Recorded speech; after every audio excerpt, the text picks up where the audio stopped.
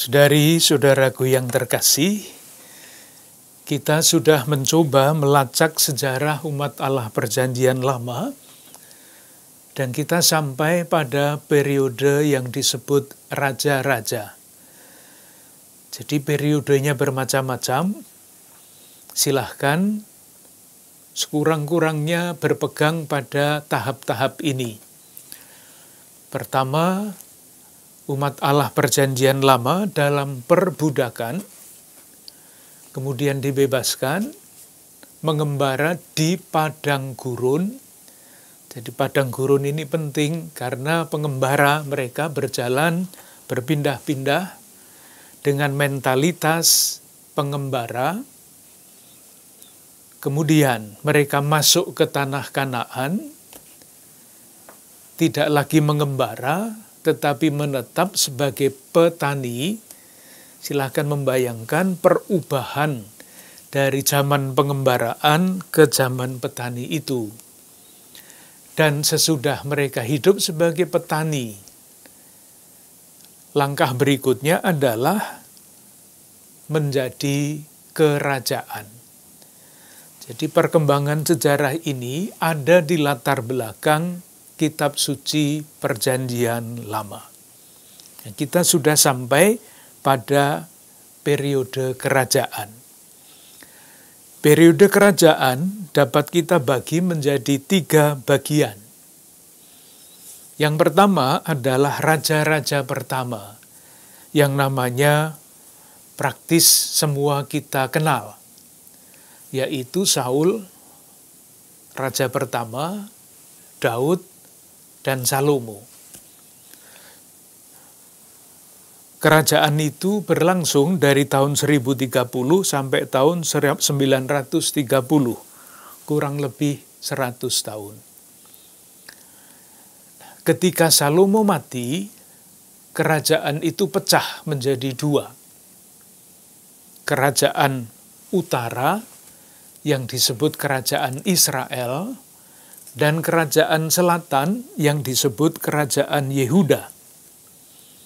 Ini raja-rajanya hampir tidak kita ketahui, nama-namanya ada semua di dalam kitab suci, tetapi saya duga, nah kalau saya salah saya senang. Saya duga saudari-saudara sekalian tidak mudah menghafalkan nama-nama itu karena banyak dan namanya sulit. Tetapi kalau Saul, Daud, Salomo, mestinya hafal. Kerajaan ini, maksud saya kerajaan Israel dan Yehuda ini, berlangsung dari tahun 930 sampai tahun 722. Silahkan memperhatikan istilah teknis. Kita biasa mengatakan bangsa Israel. Itu artinya keturunan anak-anak Daud. Tetapi Israel dalam arti ini pada periode ini adalah nama dari kerajaan utara. Kerajaan utara hancur pada tahun 722 karena memberontak terhadap kerajaan Asyur, dikalahkan dan hancur, habis. Ceritanya hilang. Kerajaan selatan yang lebih kecil masih terus bertahan. Baru kemudian kerajaan selatan pun habis. Kalau di kerajaan utara dikalahkan oleh Raja Asyur, kerajaan Yehuda itu dikalahkan oleh kerajaan Babel pada tahun 587 sebelum Masehi. Oleh karena itu kita kenal istilah pembuangan Babilonia. Karena seluruh penduduk khususnya lapisan atas dari kerajaan Yehuda diangkut sebagai orang buangan di Babilonia. Dalam hal ini, yang harus diingat, penting diingat, kalau bisa dihafalkan, 2 Samuel 7. Kitab Samuel yang kedua, bab 7. Karena apa? Ini penting sekali untuk memahami perjanjian baru. Di dalam 2 Samuel 7 dijanjikan kepada Raja Daud. Janjinya seperti apa? 2 Samuel 7 ayat 12 dan selanjutnya, nanti silahkan baca, khususnya ayat 15 dan 16. Bunyinya begini, "Tetapi kasih setiaku tidak akan hilang daripadanya, seperti yang kuhilangkan daripada Saul, yang telah kujauhkan dari hadapanmu. Keluarga dan kerajaanmu," mu itu Daud, "akan kokoh untuk selama-lamanya di hadapanku. Tahtamu akan kokoh untuk selama-lamanya." Tepat seperti perkataan ini, dan tepat seperti penglihatan ini, Natan berbicara kepada Daud. Jadi, intinya adalah ini, kepada Daud, Tuhan berjanji bahwa tahtanya akan bertahan selama-lamanya. Menjadi soal, ketika keturunan Daud yang menjadi raja-raja Yehuda, itu kemudian tidak ada lagi, kerajaannya hilang, kerajaannya hancur pada tahun 587 ketika dikalahkan oleh Babilonia. Pertanyaannya adalah, apakah janji Tuhan lewat Natan kepada Daud ini akan terlaksana? Jawabannya, hancurnya kerajaan selatan, kerajaan Yehuda, berubah menjadi harapan bagi umat Allah perjanjian lama. Tahtanya sudah tidak ada lagi, tetapi harapan akan janji Tuhan tidak pernah mati. Itulah sebabnya waktu itu kita ambil salah satu contoh, harapan itu dijadikan nyanyian, misalnya di dalam Mazmur 83. Jadi moga-moga apa yang mau saya katakan jelas, wujud kerajaan sudah tidak ada, tapi harapannya masih ada. Mazmur 83 ayat 3-4, ini ungkapan harapan akan munculnya tahta Daud. Akan munculnya orang yang diurapi dari keturunan Daud. Ayat 3 saya baca. Mazmur 83 ayat 3 dan 4. Ayat 3, keliru ya. Bukan 83. Nanti saya cari. Tetapi ada ungkapan seperti itu. Dulu kita lihat, atau mungkin ini saja yang lebih mudah, Kitab Nabi Yesaya bab 11. Ini pasti. Berbicara mengenai Raja Damai yang akan datang. Suatu tunas akan keluar dari tunggul Isai. Isai itu orang tuanya Daud. Dan taruk yang akan tumbuh dari pangkalnya akan berbuah.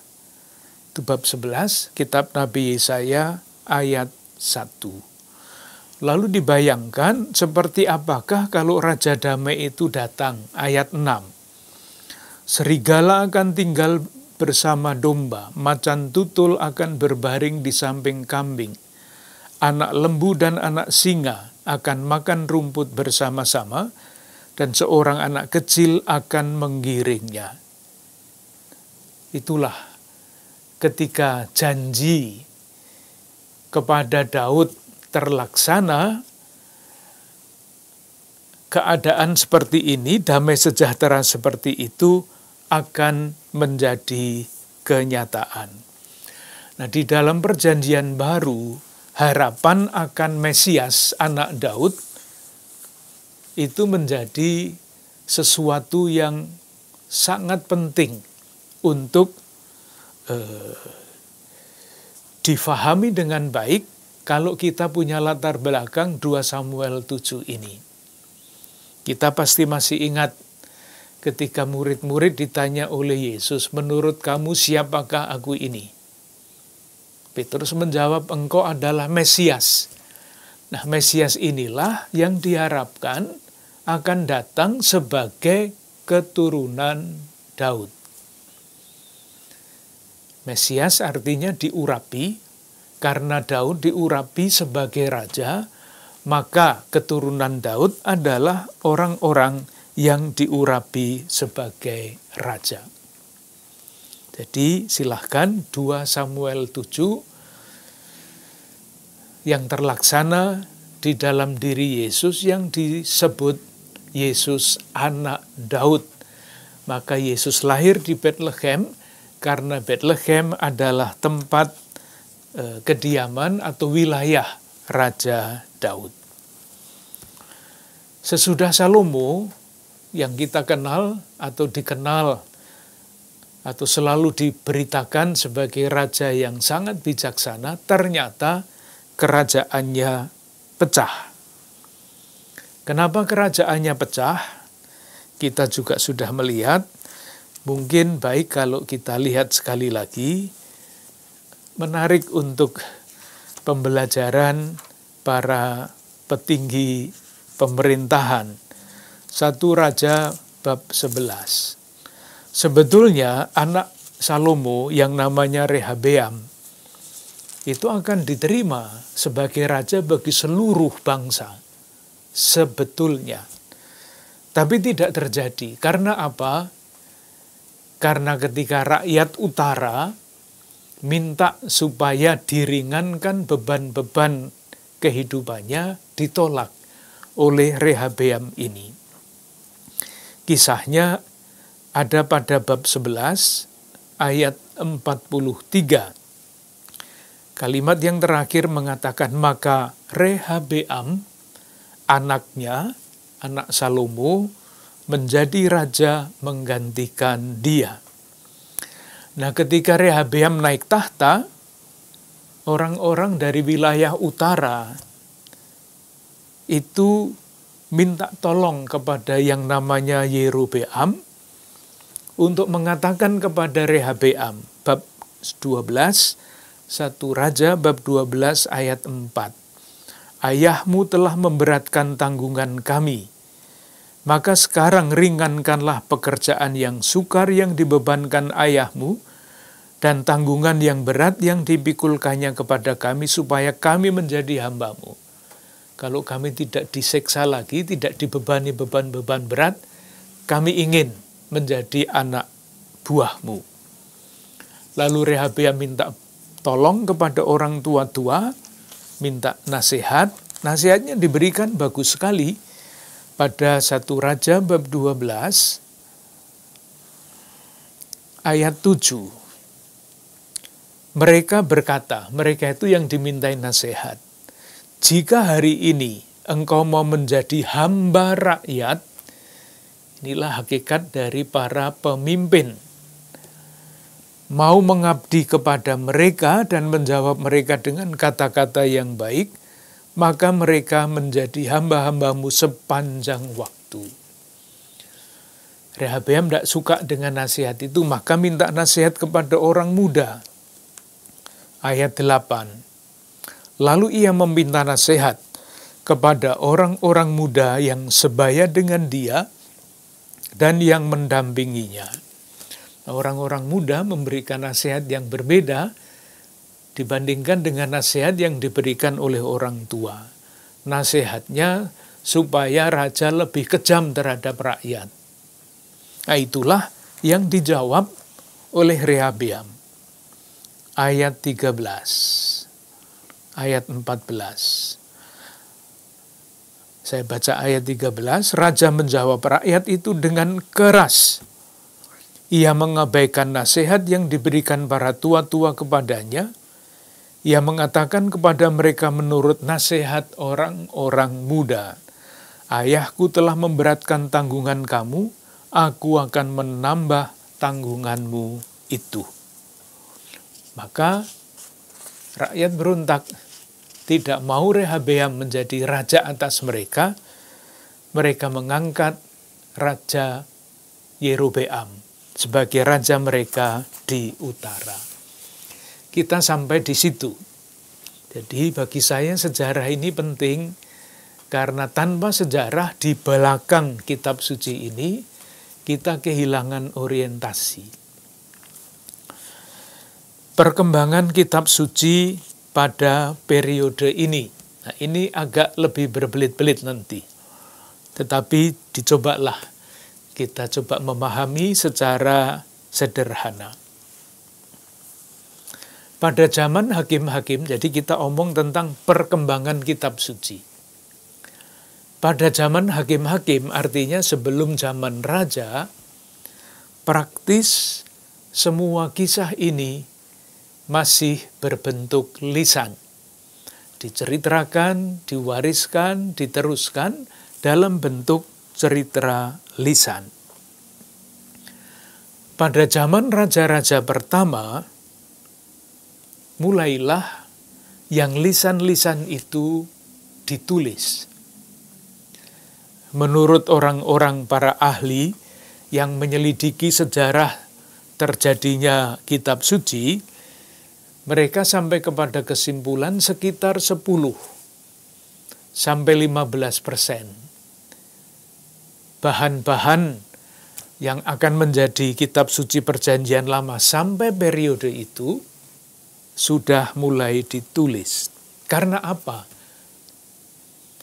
Kalau zaman pertanian, penulisan itu kan, budaya menulis itu tidak biasa.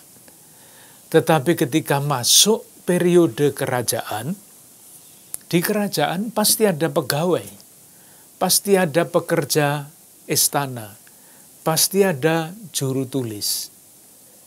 Maka dibayangkan di antara sekian banyak pekerja istana, di antara sekian banyak orang-orang yang menulis, ada yang mempunyai perhatian terhadap kisah-kisah yang selama ini diteruskan secara lisan.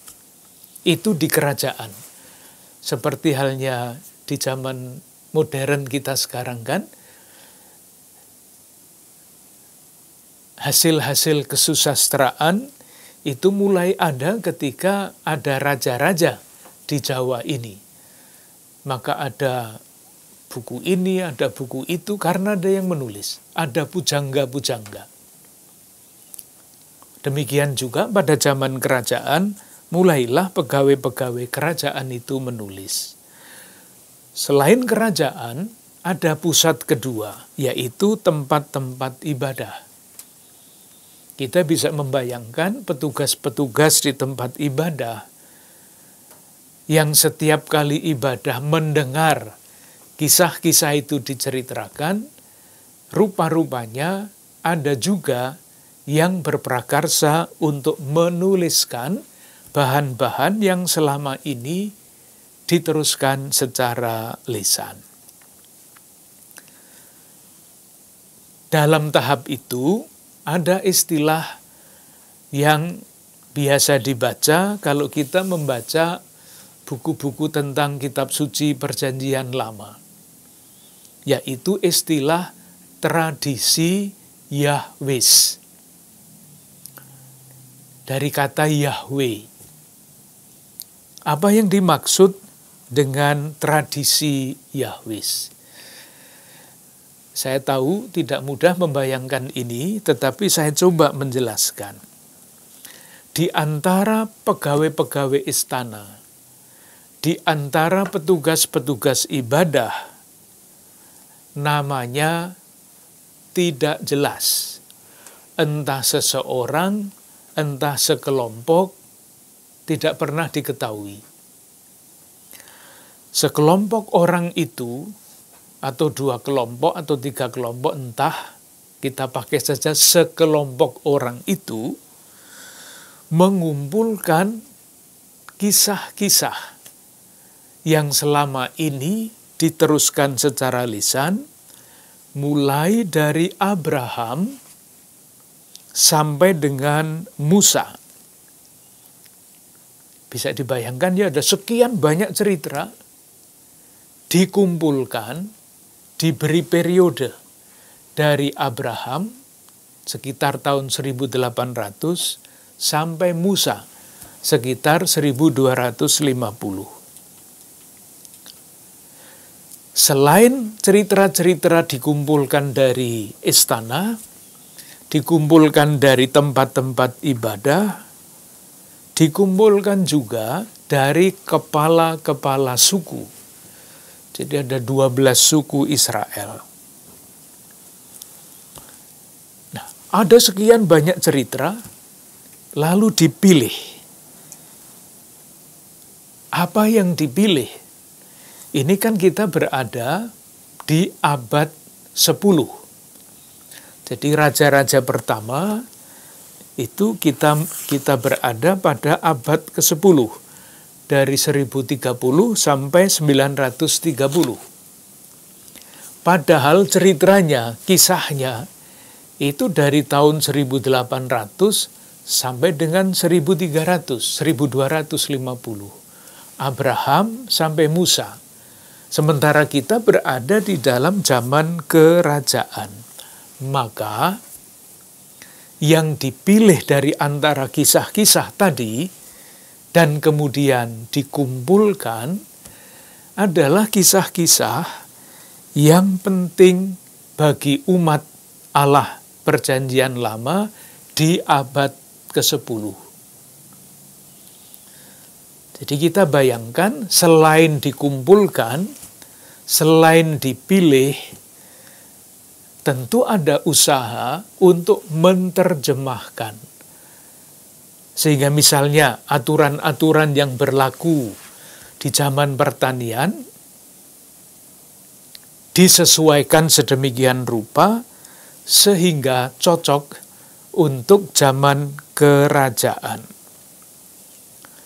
Cerita-cerita itu diatur mulai dari Abraham, Keluaran, Sinai, Padang Gurun. Itulah yang sekarang kita temukan di dalam teks kita ini. Lalu kelompok yang namanya kelompok Yahwis, kenapa namanya Yahwis? Karena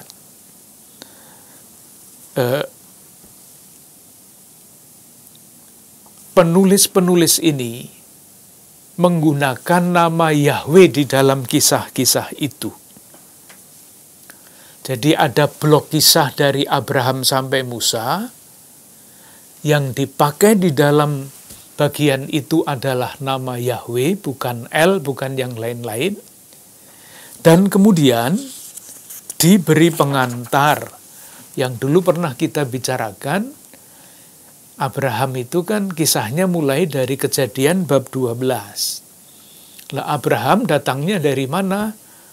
Waktu itu sudah kita lihat ada silsilah dari Adam sampai Abraham yang kita temukan di dalam Kejadian bab 1 sampai bab 11. Sehingga Abraham tidak tiba-tiba muncul, tetapi ada sejarah lebih awalnya. Nah, kisah-kisah itu yang sekarang kita temukan di dalam kitab Kejadian bab 1 sampai bab 11 diambil dari kisah-kisah yang pada waktu itu sudah ada, disadur sesuai dengan iman yang baru, iman akan Allah, yang adalah Yahweh membebaskan mereka dari perbudakan Mesir. Tradisi ini sekarang kita temukan dari dalam kitab Kejadian sampai dengan kitab Ulangan. Jadi sudah hampir jadi. Garis besarnya sudah ada. Abraham, Musa diberi pengantar. Yang menulis adalah sekelompok orang, tidak ada namanya, yang menggunakan nama Yahweh untuk menyebut Allah. Selanjutnya, di dalam periode ini, karena sekarang kita berada di periode kerajaan ya, dan ada pegawai-pegawai raja, pegawai-pegawai istana, mereka menyaksikan apa yang terjadi pada periode itu. Jadi sekarang misalnya kita temukan bahan-bahan itu, kisah penggantian pengangkatan Daud, kemudian pengangkatan Salomo. Mereka itu kan ada di dalam istana, orang-orang pegawai-pegawai itu. Maka misalnya mereka menulis, kalau kita ambil 2 Samuel bab 9 sampai dengan ayat 12 mengenai Daud. Bagaimana Daud langkah demi langkah akhirnya menjadi raja. Dan bagaimana Salomo yang seharusnya tidak menjadi raja akhirnya ditunjuk sebagai raja. Ini kan intrik-intrik kerajaan yang di mana-mana ada. Sekarang intrik-intrik kalau di kita ya pergantian presiden. Sama. Itu ditulis. Jadi kalau mau melihat lagi 1 Raja bab 1 sampai bab 2 itu adalah kisah yang menceritakan bagaimana akhirnya Salomo yang tidak mempunyai hak akhirnya menjadi raja. Yang mempunyai hak itu adalah Adonia. 1 Raja bab 1 ayat 5. Tetapi kemudian ada kolaborasi atau antara Nathan dengan Batseba, istrinya Daud. Keluarlah Daud menjadi raja. Nah, kisah-kisah seperti itu sudah mulai ditulis oleh juru tulis istana, dan sekarang ada di dalam teks kita, misalnya di dalam 2 Samuel bab 9 sampai bab 20, 1 Raja bab 1 sampai bab 2. Itu unsur yang kedua. Jadi tadi kita omong tentang perkembangan kitab suci. Perkembangan pertama, para penulis yang disebut kelompok Yahwis menulis kisah Abraham sampai Musa. Diberi pengantar. Kejadian bab 1 sampai bab 11. Perkembangan yang kedua berkaitan dengan kerajaan. Bagaimana raja-raja itu naik tahta, Daud khususnya, Salomo. Yang ketiga adalah Mazmur, nyanyian. Kita tahu bahwa sejak awal ada yang namanya tempat-tempat ibadah. Zaman kerajaan, Yerusalem menjadi tempat ibadah sentral. Tempat ibadah itu kan membutuhkan nyanyian. Di mana-mana, bukan hanya sekarang, zaman dulu juga. Membutuhkan ungkapan-ungkapan. Kalau orang beribadah itu kan tidak sama saja suasana yang ingin diciptakan di dalam ibadah itu.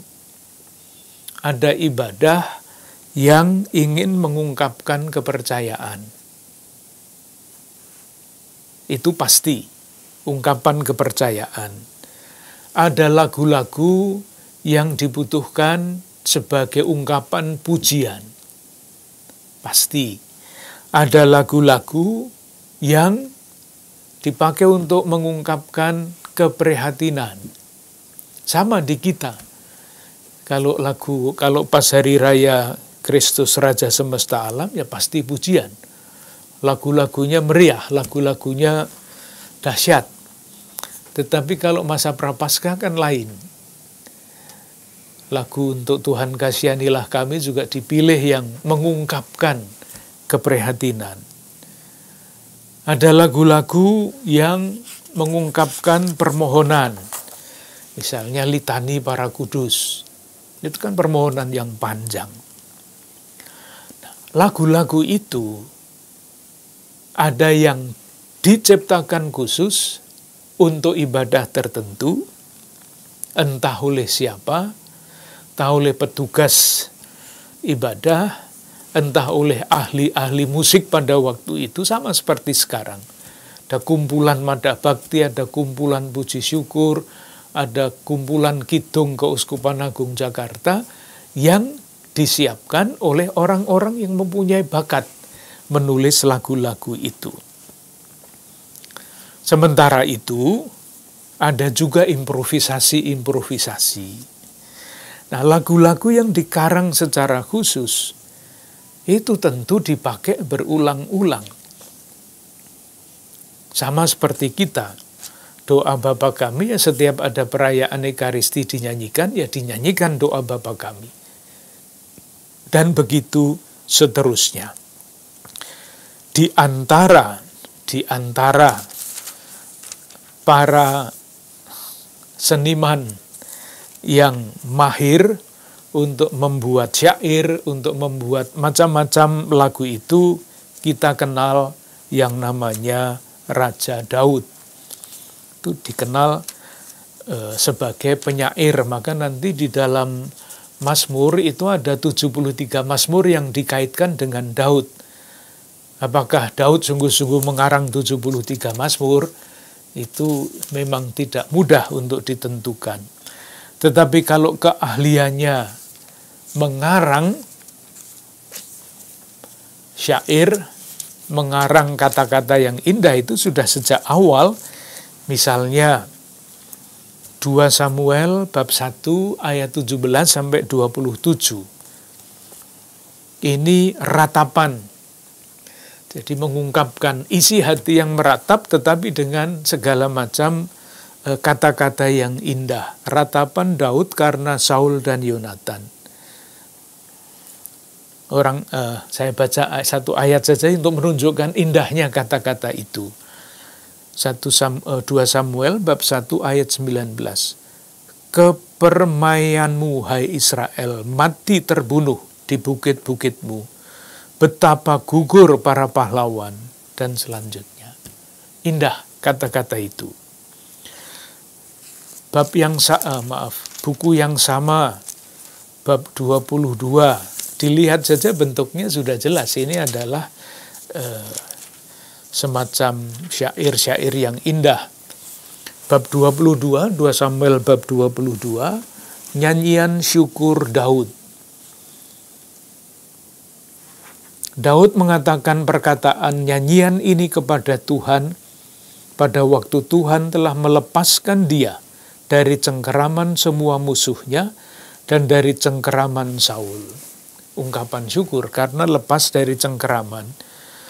Ya Tuhan, bukit batuku, kubu pertahananku dan penyelamatku, Allahku, gunung batuku, tempat aku berlindung, perisaiku, tanduk keselamatanku, kota bentengku. Indah.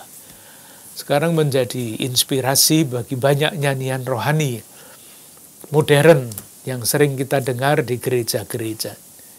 Kidung-kidung semacam ini, ungkapan-ungkapan hati seperti itu. Kalau Mazmur yang dikaitkan dengan Mazmur Daud itu misalnya mana? Kita ambil saja 1-2 judulnya. Mazmur 15.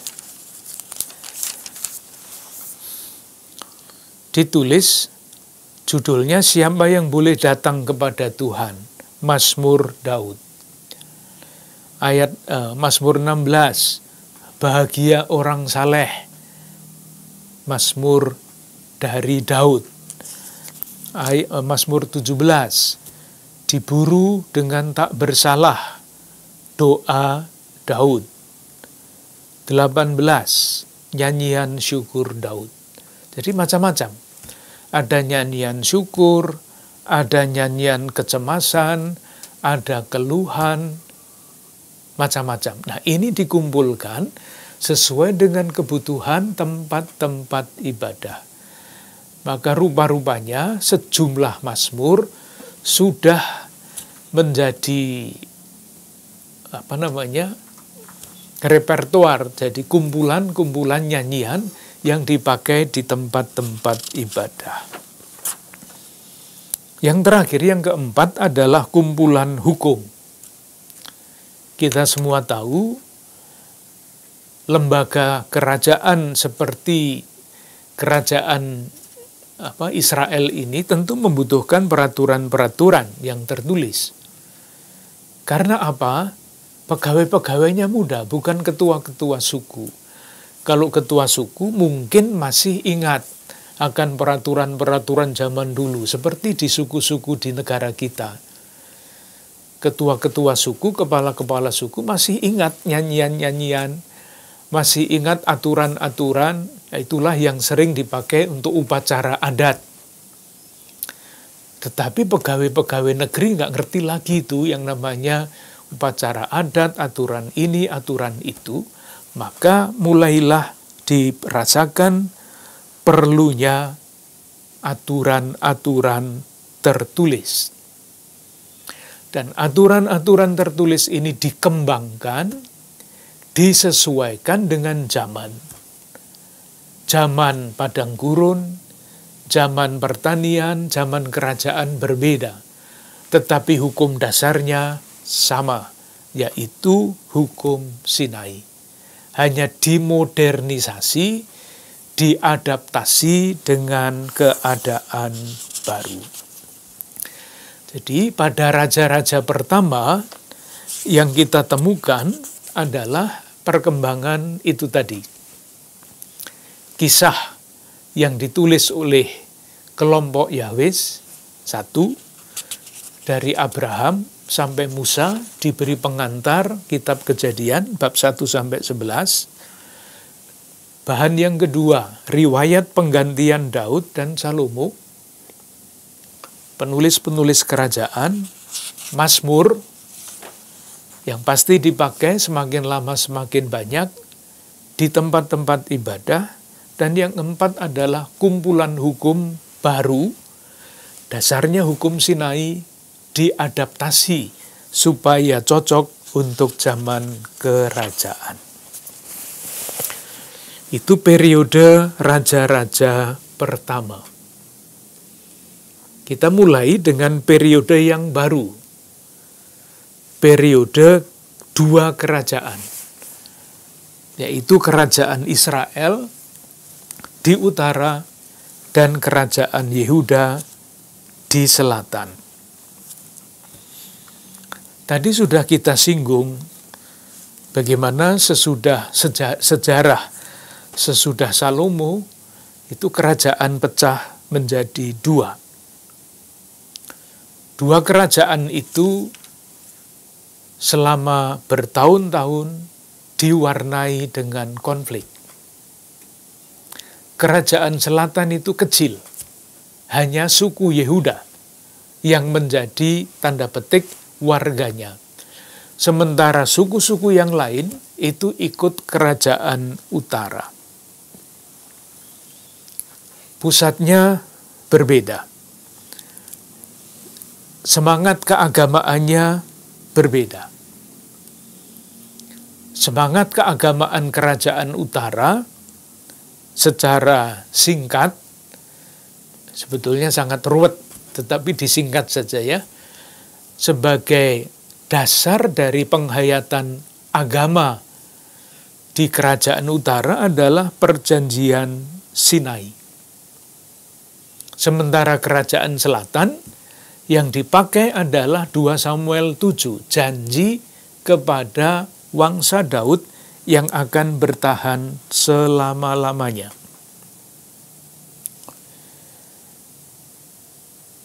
Identitasnya seperti apa? Nah, sekarang kita lihat identitas kerajaan utara.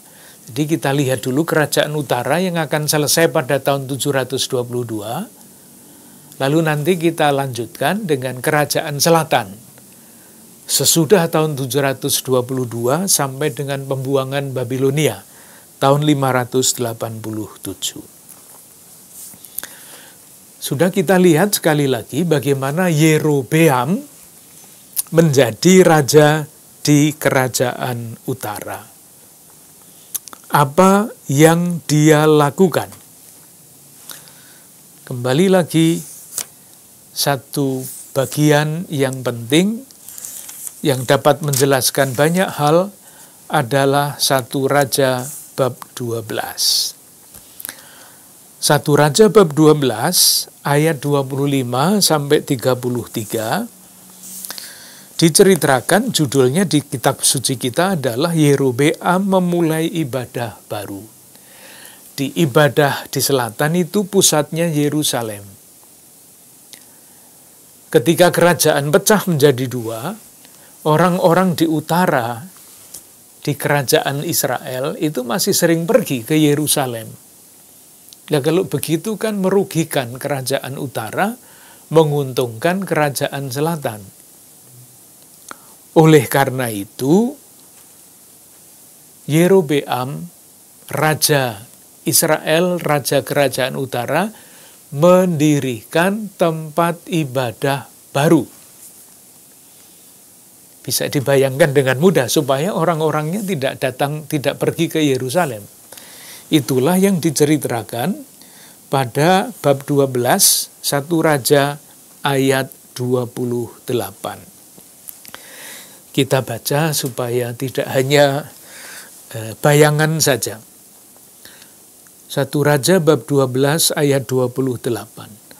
Sesudah menimbang-nimbang, maka raja membuat 2 anak lembu jantan dari emas, dan ia berkata kepada mereka, "Sudah cukup lamanya kamu pergi ke Yerusalem." Bayangkan ya, meski sudah pecah, tetapi rakyatnya masih pergi ke Yerusalem. "Hai Israel, lihatlah sekarang Allah-Allahmu, yang telah menuntun engkau keluar dari tanah Mesir." Yang disebut Allah-Allahmu di kerajaan utara itu siapa? Yaitu yang direpresentasikan dengan anak lembu jantan dari emas. 2. Kenapa? Karena di selatan juga ada benda seperti itu, yaitu kerub, malaikat, yang diletakkan di atas tahta, di atas tabut perjanjian, dan menjadi tempat singgasana Allah, Yahweh. Maka di utara dibuat 2 anak lembu jantan dari emas untuk menyaingi tempat ibadah di Yerusalem. Di mana tempat ibadah itu didirikan? "Hai Israel, lihatlah sekarang Allah-Allahmu yang telah menuntun engkau keluar dari tanah Mesir." Lalu ia menaruh lembu yang satu di Betel dan yang lain ditempatkannya di Dan. Ini 2 tempat ibadah baru yang didirikan oleh Yerobeam. Betel itu adalah sudah tempat suci sejak zaman bapa-bapa bangsa. Nanti bisa dilihat kitab Kejadian bab 28 ayat 10-22 mengenai Betel. Betel itu artinya Betel, itu artinya rumah Allah. Sudah jelas dari namanya. Kemudian ada kota Dan, namanya Dan, D-A-N. Bukan Dan bahasa Indonesia, tetapi Dan itu nama. Itu adalah kota penting pada zaman hakim-hakim. Disitulah 2 tempat ibadah baru didirikan. Untuk apa? Dalam rangka konsolidasi kerajaan. Jadi ini secara politis diharapkan 2 tempat baru ini menjadi identitas bangsa Israel, kerajaan utara. Supaya tidak diganggu-ganggu lagi oleh Yerusalem. Maksud saya supaya rakyatnya sudah tidak kembali pergi lagi ke Yerusalem. Membangun identitas bangsa dengan mendirikan 2 tempat ibadah baru. Tetapi, mengapa Yerobeam ini membuat 2 patung lembu, anak lembu dari emas? Nah, itulah pertanyaannya.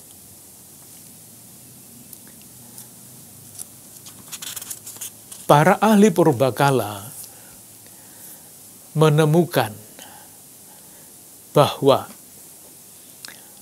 dewa Baal, dewa tanah Kanaan, itu disembah di dalam rupa patung lembu emas.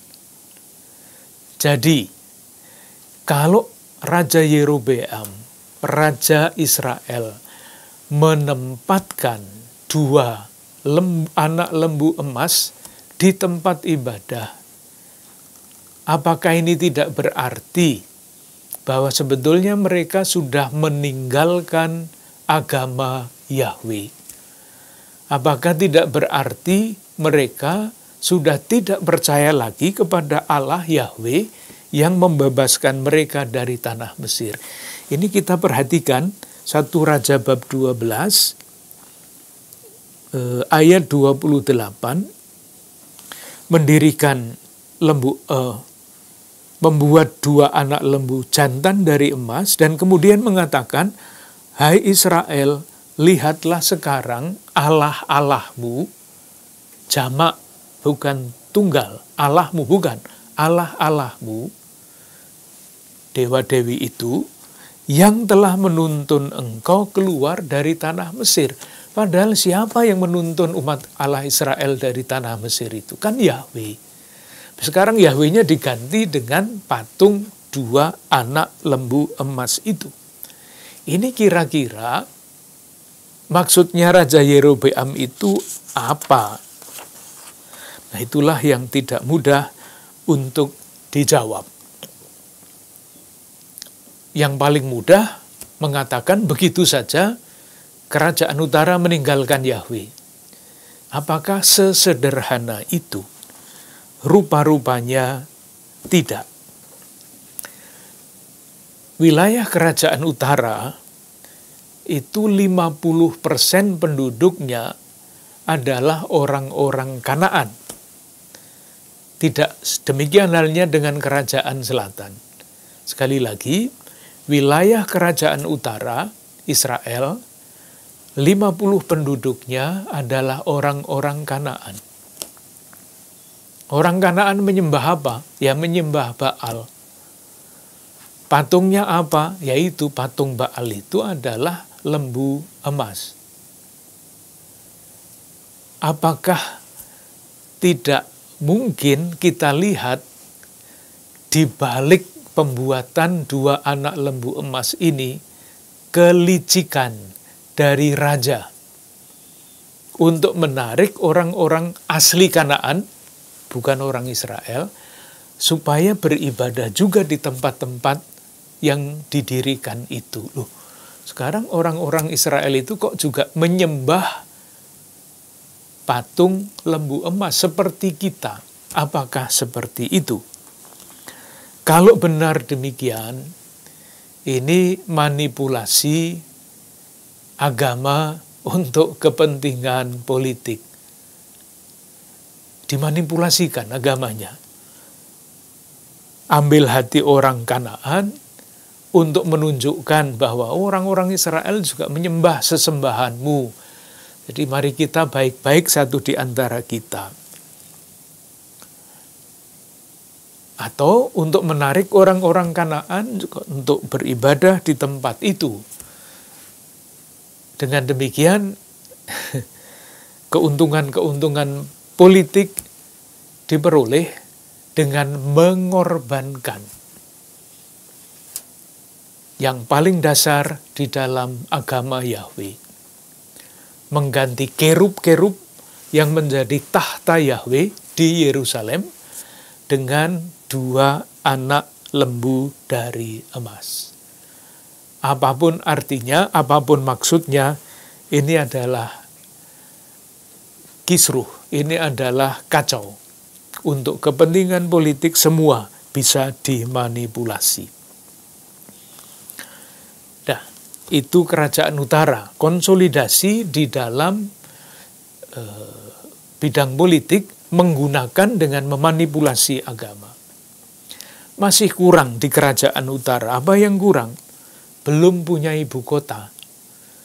Betel dan itu adalah tempat ibadah.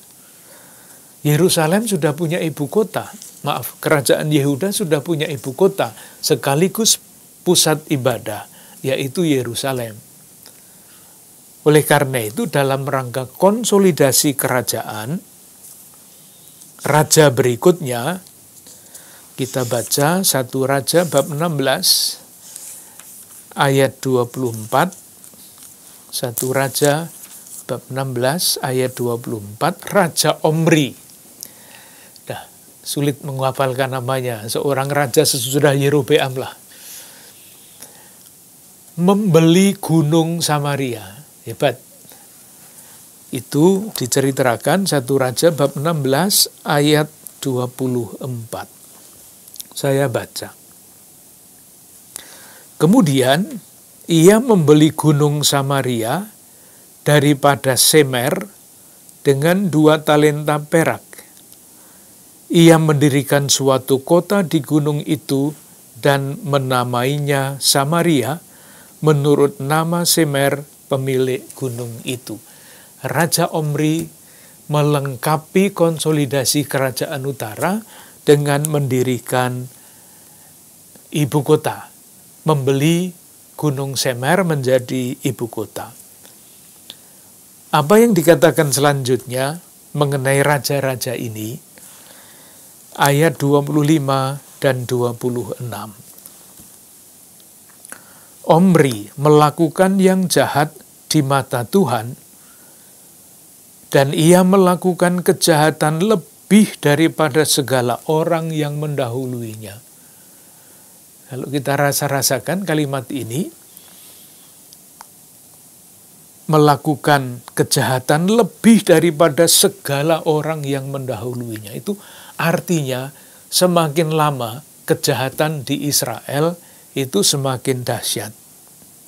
Lalu masih dikatakan, ia hidup menurut segala tingkah laku Yerobeam bin Nebat, dan menurut dosa Yerobeam yang mengakibatkan orang Israel berdosa pula. Yerobeam itu raja yang pertama utara tadi. Terus diikuti.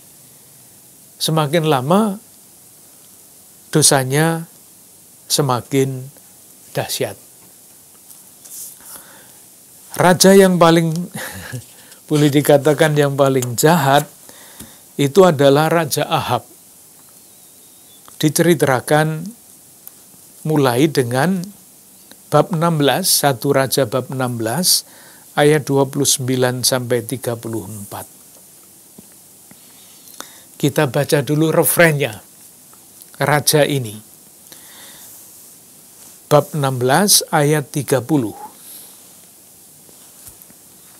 Ahab bin Omri, Ahab itu anaknya Omri, maka dipakai bin, melakukan apa yang jahat di mata Tuhan, lebih daripada semua orang yang mendahuluinya. Jadi semakin lama semakin jahat. Nah, kejahatannya di mana?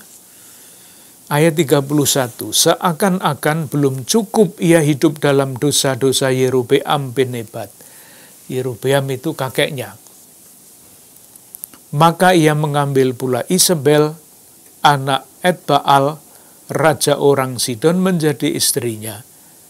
Sehingga ia pergi beribadah kepada Baal dan sujud menyembah kepadanya. Jadi refren hidup raja-raja itu seperti itu. Kekecualian ada 2-3 yang tidak disebut menjalankan yang jahat di hadapan Tuhan. Dalam hal ini kejahatannya adalah menyembah Baal. Nah, pada zaman raja ini, Yahwisme hampir punah. Ya, ini rajanya menyembah Baal. Rakyatnya apa? Rakyatnya ikut rajanya. Tapi itulah yang kita sebut sejarah keselamatan. Di tengah-tengah kemerosotan yang dahsyat dalam agama Yahwisme, muncul nabi-nabi. Nabi-nabi yang berhasil mengembalikan Yahwisme dan kemudian mematahkan supremasi Baal. Dan nabi yang pertama di dalam nanti gerakan kenabian sampai akhir kerajaan selatan hancur, bahkan sesudahnya, nabi yang pertama namanya Nabi Elia. Itulah yang diceritakan pada 1 Raja mulai bab 17 dan selanjutnya. Nanti silahkan membaca sendiri mulai bab 17 sampai dengan bab 19. Ini menarik sekali untuk dibaca. Intinya begini, raja yang namanya Ahab ini, yang menyembah Baal, mempunyai nabi-nabi juga. Namanya nabi-nabi palsu, nabi-nabi bayaran. Tergantung amplopnya berapa, ia akan mengatakan sesuatu, tergantung pesanan. Inilah yang menghancurkan agama Yahwisme. Elia tampil sebagai pejuang untuk Yahwisme, dan di dalam kisah-kisah ini dari bab 17 sampai bab 19 diceritakan bagaimana Elia mengalahkan nabi-nabi Baal itu. Kita coba lihat lalu kita selesai untuk sementara. Kita baca 1 Raja bab 18. Saya tunjukkan ayat-ayatnya dulu. 1 Raja bab 18 ayat 18 sampai 19. Elia nabi bertemu dengan Ahab raja. Ayat 18. Jawab Elia atau ayat 16. Lalu pergilah Obadya menemui Ahab dan memberitahukan hal itu kepadanya. Kemudian Ahab pergi menemui Elia. Segera sesudah Ahab melihat Elia, ia berkata kepadanya, "Engkaukah itu yang mencelakakan Israel?" Elia dituduh mencelakakan Israel. Jawab Elia kepadanya, "Bukan aku yang mencelakakan Israel, melainkan engkau ini dan kaum keluargamu, sebab kamu telah meninggalkan perintah-perintah Tuhan, dan engkau ini telah mengikuti para Baal." Ayat 22 sampai 24. Lalu Elia berkata kepada rakyat, "Hanya aku seorang diri yang tinggal sebagai nabi Tuhan. Padahal nabi-nabi Baal ada 450 orang banyaknya." Lalu kisah mengenai pertandingan antara 1 lawan 450 dalam hal pengorbanan. Korban yang disediakan oleh 450 nabi Baal tidak berhasil. Korban yang dipersembahkan oleh Elia satu-satunya diterima oleh Tuhan. Sehingga apa yang terjadi? Bab 18 ayat 39 sampai 40. Ketika seluruh rakyat melihat kejadian itu, sujudlah mereka serta berkata, "Tuhan, Dialah Allah. Tuhan, Dialah Allah." Lalu terjadilah sesuatu yang mengerikan, yang hanya mungkin terjadi di dalam perjanjian lama. Seluruh nabi Baal itu dihabisi. Nah, yang sangat